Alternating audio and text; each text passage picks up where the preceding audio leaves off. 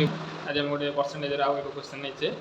चलते ये सल्यूशन करें कौन देला क्वेश्चन ना the population of a city is 8000 if the number of males increases by 8% and that females 12% then the population will becomes 8680 and the number of female in the city ताहले प्रथम लोक संख्या केते ना 8000 ताहले मेल केते बढ़िले ना 8% इंक्रीजेस फीमेल केते बढ़िले ना 12% आम 12% को ना 8% प्लस 4% लिखिपर ताहले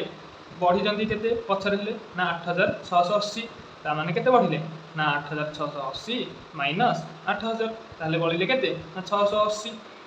जन बढ़ी जाइए पचर तापर कौन कहला ना 8000 8% 8% काढ़ केते होनी ना जोड़ेशन कटिगला ना 640 ताहले मेल बढ़ी आ फीमेल 8% जो बढ़ले 640 ताहले 680 माइनस 640 ताहले केते ना 40 ये जो 40 टा कौन ना 4% जो फीमेल अधिक बढ़ी से 40 माने 40 जन ता माने फीमेल ताहले केते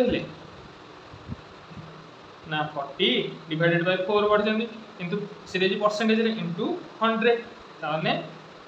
10 1000 फीमेल हेले 1000 से कौन पचार फाइंड द नंबर ऑफ